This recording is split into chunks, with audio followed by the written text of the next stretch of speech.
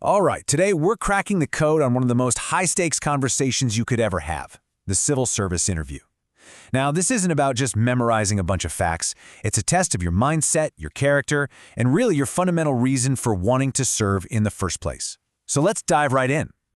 So, what's the real secret to a knockout interview answer? You know, the kind that really makes an impression. It's so much more than just being smart. There's this golden thread of purpose that has to connect everything you say. In this explainer, we're going to pull apart the strategy behind those master-level answers and show you exactly how to weave that thread yourself.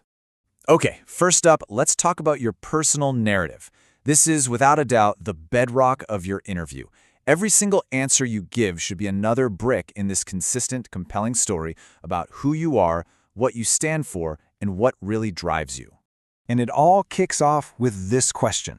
This is the big one. It sets the tone for everything that follows. Your answer here isn't just a reply, it's your personal mission statement.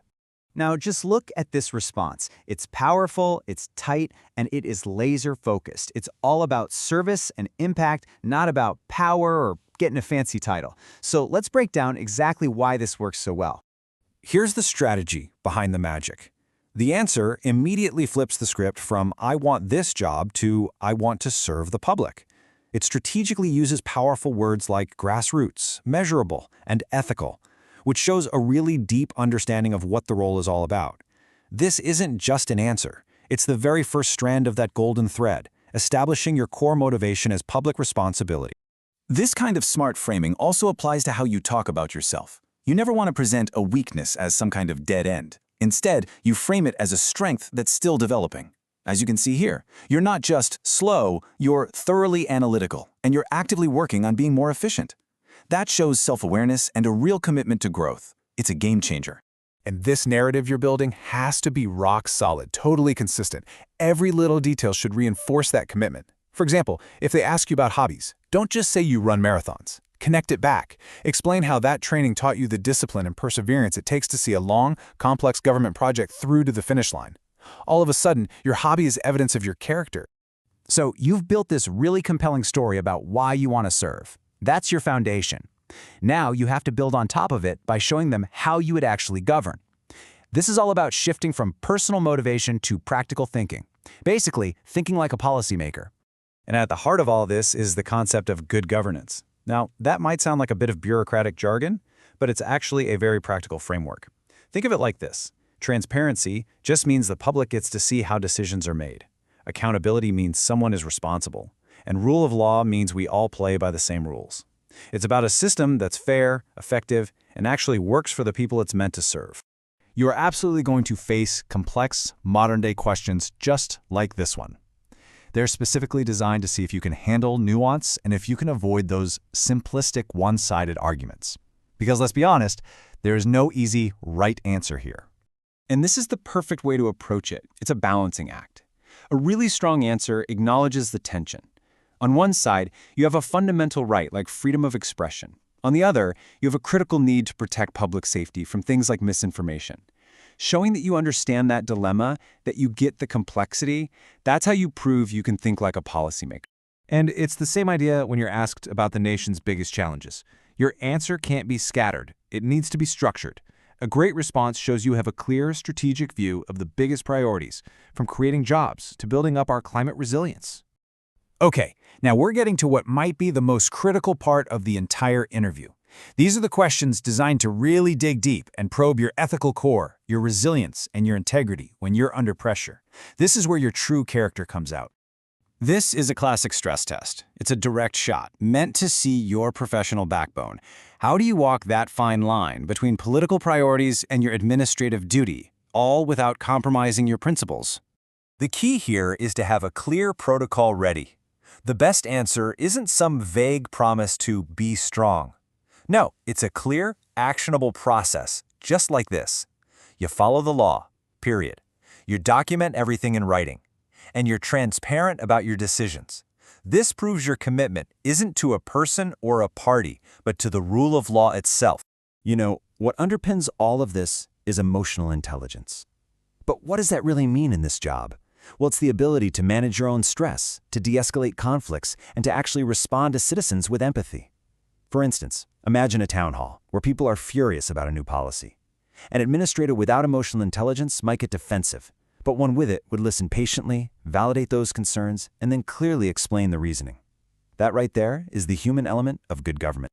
Okay, so we've built the personal narrative, we've showcased the policymaker mindset, and we've tested the ethical core. Now it's time for the final impression, your last best chance to tie it all together. And it so often comes down to this one simple, direct question. This is it. This is your final pitch. And here is the answer. Notice what it's not. It's not a long list of achievements. It's a powerful, tight summary of 3 core pillars: integrity, adaptability, and public responsibility. Now let's see how this brings it all home.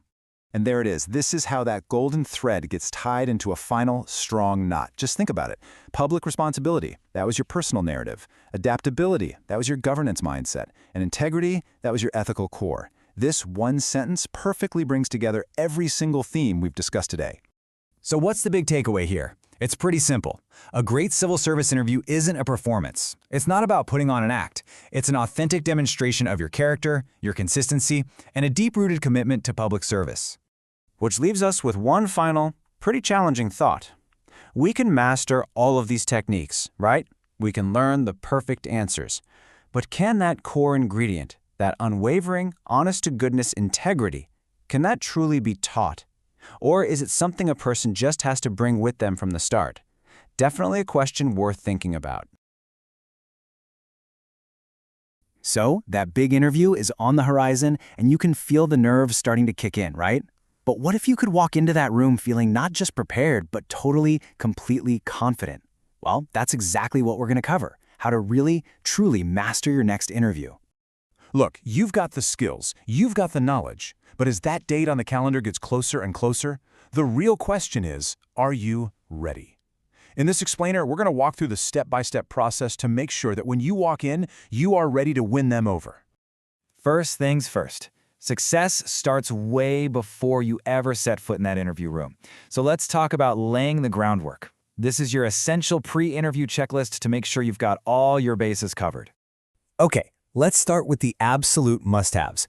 I know this seems basic, but getting your documents in order is just non-negotiable. You'll need your call letter, your ID, certificates, and photos ready to go. And here's a little detail that makes a huge difference. Bring 2 or 3 photocopies of everything. Seriously, it's such a simple step, but it just screams I'm thorough and I'm prepared. Now let's talk about timing. Punctuality is really a form of respect, you know? You should absolutely aim to arrive 30 to 60 minutes early. And that buffer, it's not just about avoiding being late, it's your time. It's your time to find the place, catch your breath, and just mentally settle in before you have to walk through that door. Because let's be real, arriving late probably means you won't get seen at all. And remember this, the interview doesn't start when you sit down in the chair. It starts the moment you arrive at the venue. Everyone you interact with, from the receptionist to the other candidates in the waiting room, is forming an impression. So you want to maintain a calm, professional vibe. And please, switch your phone off. Not on silent, completely off. Your goal here is to project focus and respect from the very beginning. All right, now for the internal work, your mental warm-up. Everything you've submitted, your application, your resume, even the hobbies you listed, it's all fair game. You've got to know your own story inside and out. And beyond that, you need to be ready to connect your experiences to the world around you. So definitely brush up on current events from the last 6 to 12 months. Next up, let's talk about appearance. It's literally the first impression you make, and the goal here isn't to be fashionable. It's to communicate professionalism before you've even said a single word. Think of your outfit as a quiet, confident backdrop, not the star of the show. Your personality is the star. By wearing clean, ironed, and comfortable clothes, you make sure the focus stays right where it should be, on your skills, your answers, and you. For the guys, the formula is classic for a reason. It just works. A light-colored shirt paired with dark trousers gives you that clean, professional look. Simplicity is key right across the board, from your belt to your shoes. You want to avoid any and all distractions, whether that's casual stuff like jeans or an overpowering cologne. And the same principle of professional elegance applies here.